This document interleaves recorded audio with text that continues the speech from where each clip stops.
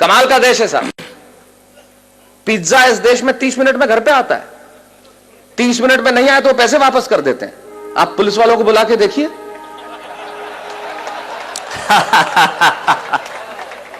ये वो देश है जहां पे 8% में आपको कार का लोन मिलता है और 12% एजुकेशन लोन के देने पड़ते हैं। वाह वाह वाह वाह। कभी सलमान के बालों तो कभी कैटरीना के गालों पे मर गए। आज इस अवसर पे इससे बढ़िया पंक्तियां मुझे याद नहीं आती। क्या बढ़िया बात कहते हैं वो कवि कि कभी सलमान के बालों कभी कैटरीना के गालों पे मर गए, कभी चुंबन कभी चेहरे कभी चालों पे मर गए। ऊपर बैठ के भगत सिंह भी कहते होंगे यार सुखदेव राजगुरु हम भी किन सालों के लिए मर गए। वाह वाह वाह वाह वाह वाह। अमेरिका में एक प्रांत है टेक्सास और वहां एक शहर है ह्यूस्टन। कुछ लोग हां भर रहे हैं। इससे यह जाहिर नहीं हो जाता कि उन्होंने देखा है और इससे यह भी जाहिर नहीं हो जाता कि उन्हें पता है। इससे यह जाहिर होता है कि आदमी समझदार है और सामने वाले को यह जताना जानता है कि मैं जानता हूं। तो टेक्सास में ह्यूस्टन शहर में जब मैं काव्य पाठ कर रहा था और काव्य पाठ करने के बाद जब मैं बैठा तो बैरागीदार जैसे लोग मिलते हैं आके मिले और कहने लगे माइक पे खड़े होकर बहुत चिल्लाते हो कि हमारा हिंदुस्तान ऐसा है, हमारा मुल्क ऐसा है, हमारा देश ऐसा है, हमारा देश वैसा है। आखिर तुम्हारे देश में रखा क्या है? यकीन मानिए मेरे मन को बहुत चोट पहुंची, बहुत पीड़ा हुई। मेरी जगह आप होते तो आपको भी चोट पहुंचती, बहुत पीड़ा होती। लेकिन मेरा दर्द सुनना साहब, मुझे चोट इसलिए नहीं पहुंची कि उसने मुझे ये कहा कि तुम्हारे मुल्क में क्या रखा है। मुझे पीड़ा इसलिए हुई कि कहने वाला लड़का खुद एक हिंदुस्तानी था जो सारी उम्र यहां पला, यहां बड़ा, इसकी माटी में रहा, जिसकी शिराओं में हिंदुस्तानी पिता का रक्त और जिसकी धमनियों में हिंदुस्तानी मां का दूध बहता हो, वो किसी दूसरे मुल्क में जाके अपने ही मुल्क वाले से ये कहे, एक हिंदुस्तानी जब दूसरे हिंदुस्तानी से ये कहे कि तेरे हिंदुस्तान में क्या रखा है, तो चोट पहुंचना स्वाभाविक था। तब मुझे महाकवि कन्हैयालाल सेठिया जी की एक कहानी याद आई और उस कहानी को मैंने कविता की आत्मा बनाया। क्यों मुझे पीड़ा पहुंची, क्यों मुझे कविता लिखनी पड़ी?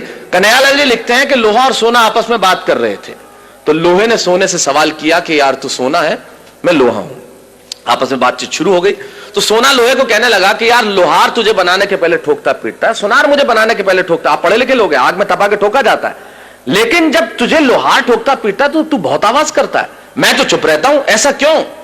लोहे ने जो जवाब दिया वो मेरी कविता की जमीन है। लोहे ने कहा तो ठीक कहता है सोने, सुनार पीटता है तुझे लोहे की हथौड़ी से जो तेरी कुछ नहीं लगती, मैं लोहा हूं, मुझे जिससे पीटा जाता है वो लोहा है, और जब अपना अपने को पीटता है तो चीख तो निकलती है। वाह वाह वाह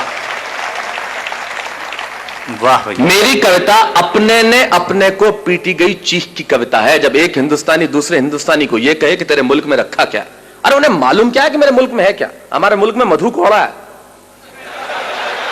वाह वाह। है एक भी लीडर ऐसा? सूर्यवंशी 38 वर्ष की उम्र में 4000 करोड़। आप यकीन मानिए कभी जिंदगी में 4000 करोड़ रुपए मिल जाए तो यकीन मानिए इस जन्म में मुझे गिन के दिखा देना, आप गिन नहीं सकते। ये हिंदुस्तान, ये हमारा देश है, हमारे यहां कमाल की चीज है। हमारे मुल्क में क्या रखा है, बहुत जबरदस्त। जैसे आपका इंदौर का ट्रैफिक, मैं अभी एयरपोर्ट से आ रहा, राजवाड़ा के आगे मेरी कार के आगे आदमी हाथ साइकिल पे यूं किया फिर यूं कर दिया। मैंने कहा इसका क्या मतलब? बोले पहले मुड़ना था फिर कैंसिल कर दिया।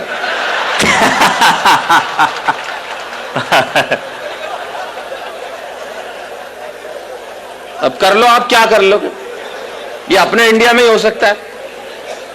कार में आगे एक औरत हाथ निकाले भी, मैंने कहा इसको मुड़ना होगा, आधे घंटे तक मुड़ी नहीं। मैंने कहा बहन जी क्या? अरे नहीं, बोले मैं तो नेल पॉलिश सुखा रही थी। ये अपने मुल्क में ही हो सकता है। तब मैं बताता हूं मेरे मुल्क में है क्या। दो दृश्य करता हूं पैदा। अमेरिका में एक लड़का मुझसे कहता है तेरे देश में रखा क्या है। तब सुनिए कि अमेरिकन परिवार में एक लड़का घर में आया, बहुत समय बाद सुना था तो हो सकता है मैं कहीं इधर उधर हो जाऊं, लेकिन याद करने की कोशिश करता। अमेरिकन परिवार में एक लड़का घर में आया और अपने पिता से कहने लगा, come on dad what a bad day. Come on dad. American परिवार में एक लड़का घर में आया और अपने पिता से कहने लगा, come on dad what a bad day, I just want to change my girlfriend. ये बेटा बाप से बात कर रहा है। Come on dad what a bad day, I just want to change my girlfriend. अब मैंने तुरंत ये शब्द सुना और मेरे कान खड़े हुए। मैंने कहा सुनो, काम की बात चल रही है। मैं रेगिस्तान का निवासी, वैसे ही सूखाग्रस्त इलाका, तो ऐसे शब्द सुनने में बड़ा अच्छा लगता है। Come on, Dad, what a bad day. I just want to change my girlfriend. पिता बोले, okay, okay, don't get tense. Just think she was a nonsense and change it. और मैंने कहा गजब का बाप है, कितना सपोर्टिव फादर, अपने बेटे को खुद कह रहा है कि सारी चिंताएं हटा और दूसरी लड़की। मैं आपके जनरल नॉलेज को प्रणाम करना चाहता हूं, और जिस भाषा की अशोक भाई साहब बात कर रहे थे, हिंदी साहित्य आपका बरसों तक ऋणी रहेगा। आपने जो शब्द सौंपा है, समवेत स्वर में सैकड़ों लोगों ने जो एक साथ कहा है, पटा। मैं किसी और शब्द का भी प्रयोग कर लेता, लेकिन जब आपने कह दिया तो वैसे अच्छा एक बात है, इस शब्द का कोई तोड़ भी नहीं है, हो ही नहीं सकता। जो परिश्रम, जो मेहनत, जो पसीना पटाने में है, वो किसी और शब्द में आए। आप पटाने में मतलब आप प्रक्रिया नहीं समझे, मैं शब्द की बात कर रहा हूं, वो किसी और शब्द में आ ही नहीं सकती। मैंने अंग्रेजों को कहा तुम हमारा क्या खा के मुकाबला करोगे बताओ, तुमने हमारी जोड़ के शब्द ले आओ बस। बोले क्यों? मैंने कहा तुम चेहरे को अंग्रेजी में क्या कहते हो? बोले फेस। मैंने कहा थोबड़े को बताओ। बोले पत्नी को अंग्रेजी में क्या कहते हो? बोले वाइफ। मैंने कहा लुगाई। मैंने कहा तुम मुकाबला कर ले बस हमारा, कहीं से मुकाबला करके बता दे कि तू क्या करता है। मैंने कहा तुम्हारा किसी से मतलब तुम्हारा किसी से मोहब्बत हो जाए तो क्या बोलते? बोले अफेयर। मैंने कहा लफड़ा। बोल। मैंने कहा तुम अगर कुछ पियोगे तो क्या बोलोगे? बोले आई विल ड्रिंक लस्सी। मैंने कहा जा इंदौर में, बोले एक गिलास लस्सी हेड़ ले। तेरा बाप नहीं ला सकता है शब्द, हमारा मुकाबला कर सकता है क्या? कर ही नहीं सकता। फिर मैंने कहा हमारी पत्नी रोज उठ के हमसे एक वाक्य बोलती है तो उसका अंग्रेजी में अनुवाद कर दे, मैं गुलाम हो जाऊंगा तेरा। बोले क्या बोलती है? मैंने कहा बोलती है तुमसे शादी करके तो मैंने करम ठोक लिए हैं। मैंने कहा ला करम और ठोक, तेरा बाप अंग्रेजी में नहीं ला सकता करम और ठोक। मैं चाहता हूं हमारी हिंदी भाषा के सम्मान में एक बार जो अद्भुत भाषा है हमारी, वाह वाह वाह वाह, स्वागत है स्वागत है स्वागत। कर ले कोई मुकाबला, हमारा क्या करेगा? बोले पत्नियां ऐसे बोलती है। मैंने कहा इससे ज्यादा बोलती हैं। मैं अपनी पत्नी को गोवा घुमाने के लिए ले गया तो कहीं था नहीं, चर्च में ले गए, उसने श्रद्धा के मारे ईसा मसीह के पांव छू लिए। मैंने कहा तू मेरे तो नहीं छूती। बोले तू भी लटक जा। मैंने कहा तू तो अनुवाद करके बता दे इसका। हमारी ट्रकों के पीछे लिखा रहता है ट्रक नहीं है मेरे जिगर का फूल है, और माल उतना ही भरूंगा जितना गवर्नमेंट का रूल है। मैंने कहा कर जिगर के फूल का ट्रांसलेशन, क्या लिखेगा? Flower of liver. और मैंने कहा तुम्हारी भाषा का जो हम इस्तेमाल करते हैं वो तो किसी का बाप नहीं कर सकता। मैंने कहा इंदौर, मैं इंदौर इतना आता हूं कि मैं तो लगभग, इंदौर मेरा बहुत प्रिय शहर है, और मैं बता दूं मुझे इतना मजा आता है, यहां की भाषा कमाल की है साहब। मेरा एक मित्र अपने ही मित्र के घर गया तो उधर से निकला वापस, मतलब किधर गए? बोले यार मैं इधर से निकल रहा था, मैंने सोचा तुम तो कहीं बाहर गए हुए तो सोचा भाभी जी को टच करता चलूं।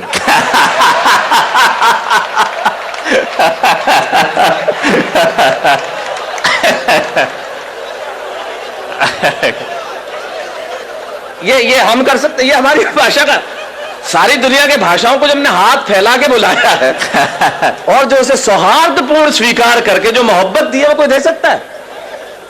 तो ये तो कमाल है। तो मैंने कहा कमाल का बाप है, खुद ही कह रहा है सारी चिंता हटा। मैंने कहा है खुदा मुझको भी ये अमेरिका भेज देता तो तेरा क्या जाता? खुलेआम चिंताएं हटाते, मजे से लड़कियां घुमाते, वरना हिंदुस्तान में हमारे पिताजी वो सुबह दोपहर शाम 3 बार तो इसीलिए कूटते हैं कि बताना होता है मैं तेरा बाप हूं।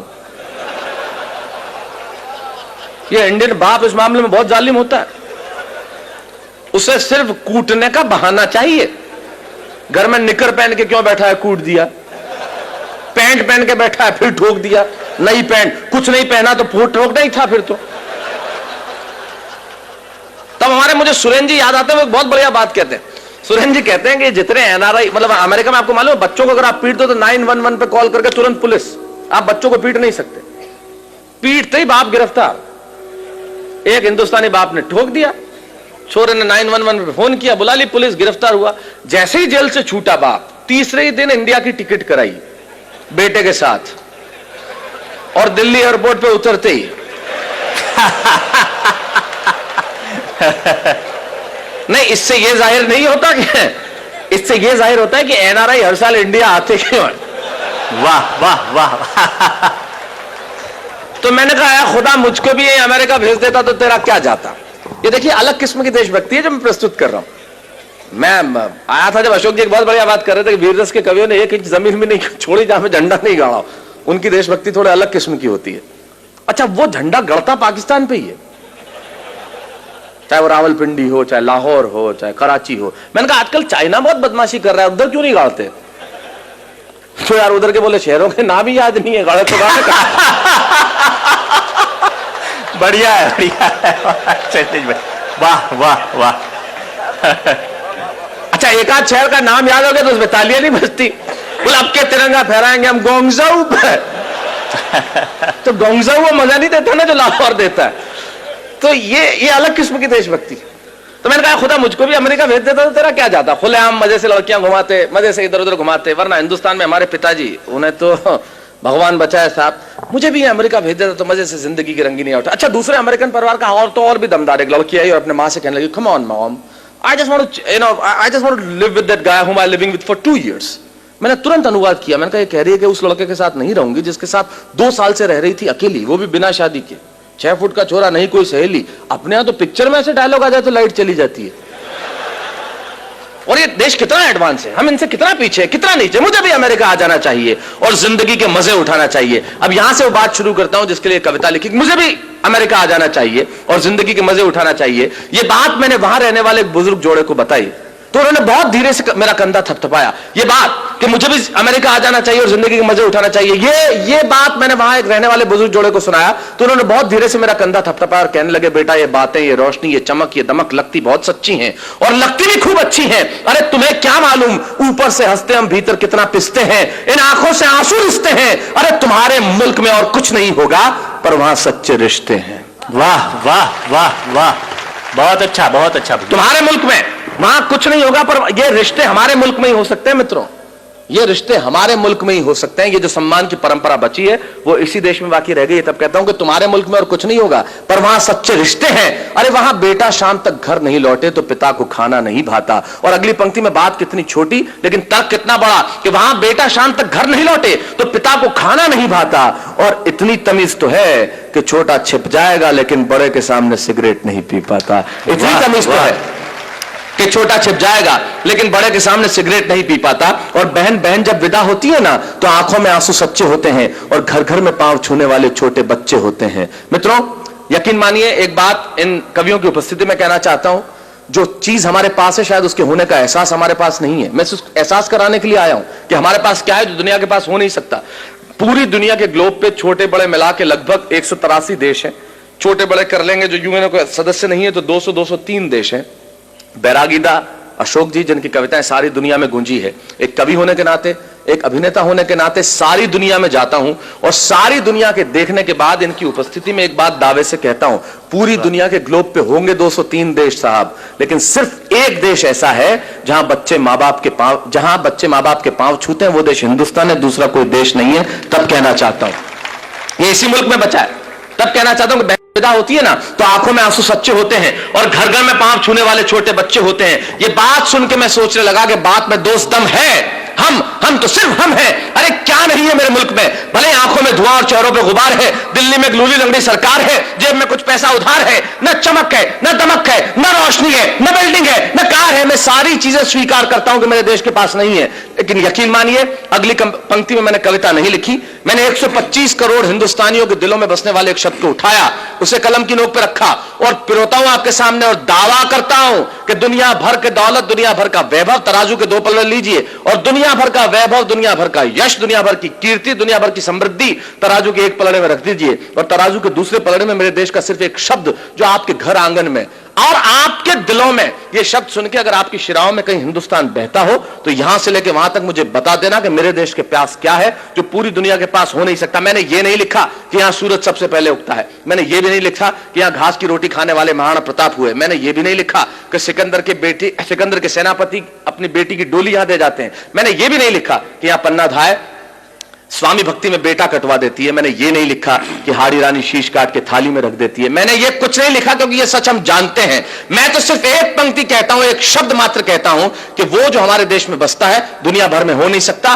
और रख दीजिए दुनिया भर का वैभव इस शब्द के सामने और फिर बताइए कि मेरे मुल्क के पास क्या है, कि बात में दोष दम है। हम तो सिर्फ हम हैं। अरे क्या नहीं है मेरे मुल्क में, भले आंखों में धुआं और चेहरों पे गुबार है, दिल्ली में एक लूली लंगड़ी सरकार है, जेब में कुछ पैसा उधार है, न चमक है, न दमक है, न रोशनी है, न बिल्डिंग है, न कार है, पर मेरे देश में संस्कार है। वाह वाह वाह वाह वाह वाह।